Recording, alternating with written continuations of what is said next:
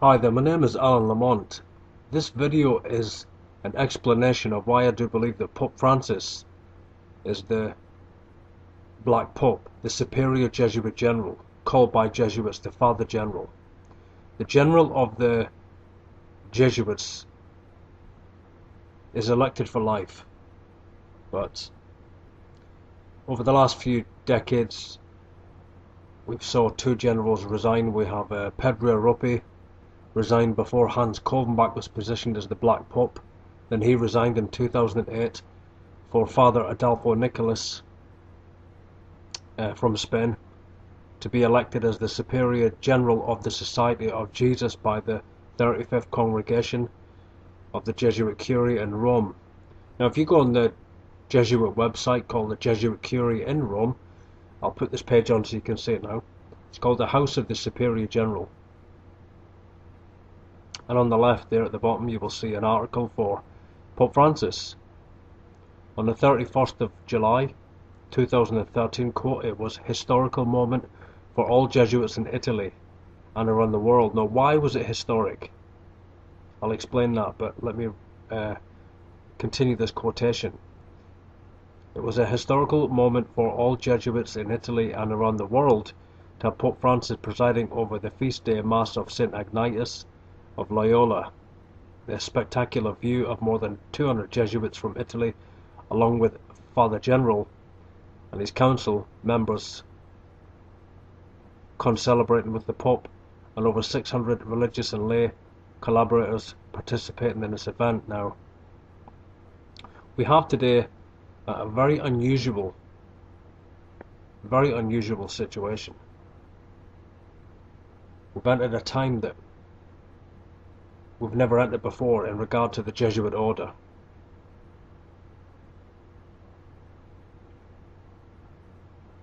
Now, going back to 2008, Peter Hans Kolvenbach was the Jesuit general of the Jesuit order. He was the superior general of the Society of Jesus. He resigned, supposedly, according to reasons of ill health.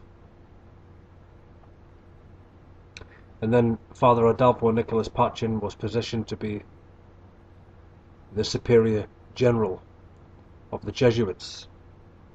That's in 2008.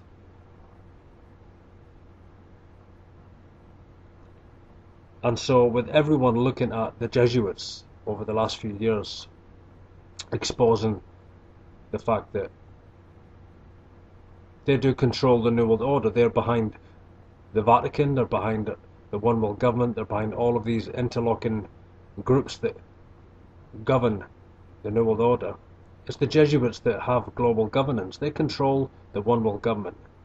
And the Jesuits realized that eventually people would be aware of this, because they're positioning their presidents and prime ministers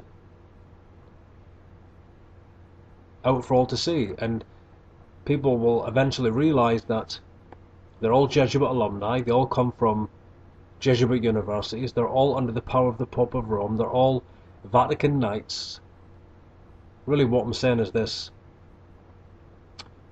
eventually people would realize that really the Jesuits do control all governments. They have complete control over the governments of the earth, because, I mean, even look at the European Union, look at Herman von Rompuy, you know, he's Jesuit trained from a Jesuit alumni university. This is how the Jesuits have the power they do, is through education. And so eventually they would position a Pope of Rome to be a Jesuit, to be a high Jesuit. Pope Francis, obviously Bergoglio, was a high Jesuit provincial from Argentina. Okay, let me go back to Hans Kolvenbach and let me explain this revelation to you. But I had to share that just to lay a foundation for this message. Now, if you look into Hans Kolvenbach, he was positioned by Pedro Rope, the Jesuit general, and the Jesuits are known as the company. Okay, they're called Jesuits by Protestants, but really they are the company, not of Jesus, but just they're the company. They are Knights of the Virgin, the Knights Templars. The Knights Templars were not destroyed. Peter Hans Kolvenbach resigned in 2008, and Adolfo Nicholas was positioned to be the Black Pope. So everyone exposing the Jesuits, everyone exposing the Black Pope in the anti-Vatican movement, they all believed that Adolfo Nicholas was the Jesuit general. Officially, he was positioned. I believe that myself. I brought that revelation out for over 2 years, you know. But then something unusual happened. We had the Pope of Rome, Pope Benedict, the White Pope, resign in March, and we had Pope Francis positioned as a high Jesuit provincial over the whole of South America to be the sovereign pontiff, to be the Bishop of Rome, to be the Pope of the Roman Catholic Church Universal. So from 2008 to 2013, what we have is we have a Black Pope, Covenbach, resign, Adolfo Nicholas positioned, we have a White Pope resign, and we have a Jesuit High Provincial positioned as the Pope of Rome. You see, so officially, all that people are going to do is look at Adolfo Nicholas. And of course, he is a High Jesuit on the Jesuit Council, but he is not the Black Pope. He was merely brought out and brought forth to bring diversion away from the fact that for the first time in history, the Jesuits have a Black Pope who has become the White Pope. That's what's happened. I am 100% convinced of that, and the more that I dig into this revelation, the more convinced I am every day of it. This is what's happened. This is what the Jesuits have done. And they always work in harmony. That's how they work when they operate this way. That's their modus operandi. They always work together in harmony. That's how you know that this is a work of the Jesuits. Pope Francis being positioned. He's not just a High Jesuit provincial. No, he's not. He came into the Jesuit order in 1953, and he was overseen by Pedro Ruppi, and he worked with Hans Covenbach on the Jesuit Curia in Rome from the Church of the Jesuit. What you're looking at in this picture here is you're looking at Adolfo Nicholas in subordination. Now that is not just, you know, staged in that sense. That's real. You're looking at Adolfo Nicholas, who is subordinate to his general, who is Pope Francis. And we see here in these pictures that Father Adolfo Nicholas is not wearing his Jesuit general garments the way that he normally does, because he's standing before the general. He's dressed like an ordinary provincial. He's dressed as an ordinary High Jesuit on the Jesuit Curia, on the Jesuit High Council, because that's all he is. I believe he governs the Curia, but he's not the general of the company.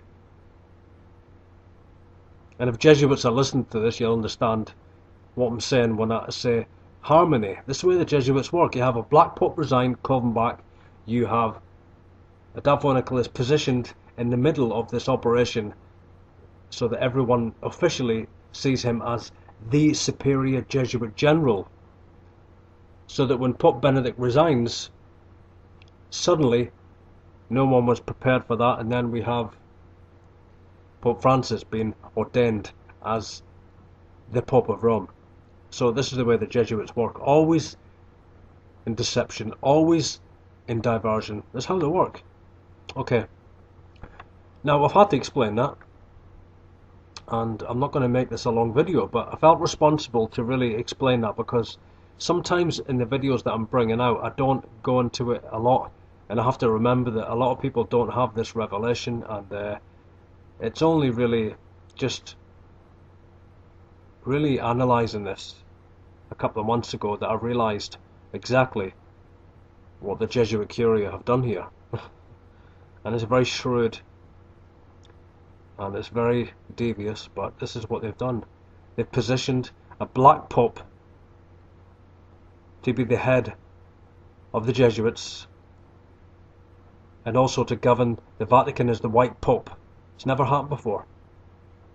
But the only way they could do it, this is the only way they could do it, is to have Hans Kulmbach resign. And he chose Adolfo Nicholas to be put forth as diversion, so that when Pope Francis becomes the Pope of Rome, no one would know that he's the Black Pope, no one would suspect that he's the Jesuit general, because Adolfo Nicholas is the general. But you see the harmony here, the harmony. That's the key to understanding this, the harmony. Okay. So we have a Black Pope today who is the superior general of the Jesuits.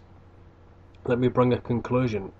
The Jesuits of Rome do control the world. I'm not going to go deep into that, that's all of my other work. But the Jesuits do control the world. They control every government. They control the monarchies. They control the presidents, the prime ministers, the heads of state, because they're all graduated from Jesuit universities. They're all alumni, graduates. That's the only way that you're given power at the top. No other way. No other way. I'm not saying they're high Jesuits. It takes 30 to 40 years to be a Jesuit that has power in this command structure. Or, let me rephrase that, in this chain of command, because it is an army. It's a military order. They're the soldiers of Loyola, it's an army. And when you read the Jesuit oath, and it is the real oath of induction, or what's known as the fourth vow, or extreme oath of induction, that's where you see the real revelation of the New World Order. To overthrow governments, to have a one world government where all nations are subordinate to the Pope. But here we have the Pope of Rome, Pope Francis, out in the open now. He's not just a high Jesuit provincial, so every time you have, say, Obama or Herman von Rompuy or Angela Merkel or any of these world leaders, when they come to the Vatican and they bow in subordination to the Pope, they're not bowing just to a Jesuit provincial, they're actually showing open subordination to the Black Pope. He's ruled the governments covertly, secretly for the last couple of hundred years, you know. This is a secret alliance, this is a secret covenant between the monarchies. It's also known as the Holy Alliance. That's another name for it. So the monarchies, the Catholic bloodlines, the Catholic sovereigns, they're already under the power of the Black Pope. They have been for hundreds of years. And the Jesuits will put to death and assassinate any president, any monarch, anyone, any head of state, any politician that defies Rome. You see, the Jesuits worked through the popes of Rome for hundreds of years in order to control the governments of the earth, and now they have complete control. The Black Pope is coming forth as the White Pope. It's obvious what's happened. At some point they were going to do this. This is the end game. It's obvious. Do you think the Black Pope is always going to be in the shadows? Of course he controls all governments covertly and secretly, but do you think he's always going to be in that position? Of course not. Ultimately, he's going to come forth as the Black Pope. They destroyed the power of the papacy generations ago. The last pope to resist them was Pope John Paul I, and he was not killed because of a P2 Masonic scandal. Don't believe that by Jesuit coadjutor David Yallop. No, they were killed by the Society of Jesus because he wanted to bring restraints upon the Jesuits. He wanted to limit the power of the general. And for that, once the Jesuits realised that, he was put to death very quickly after 30 days. Conclusion. If you want to ask questions, go ahead, leave comments. It's something that's very deep, you know. What we're talking about is very deep, and but you know, there's multi-levels to this New World Order conspiracy. But what I'm revealing to you now is the truth. I've spent 3 years sometimes just working day after day after day after day to dig into this conspiracy, and I respect other researchers that I've had contact with, like Eric John Phelps and Craig Oxley, and you know, we'll all differ on different issues, but the truth of the matter is the Black Pope is the one that controls the world. He controls all the Vatican knighthoods, he controls the papal bloodlines of Italy, and they have more power than the Rothschilds. But, okay, thank you for watching the video, and as always, all roads lead to Rome.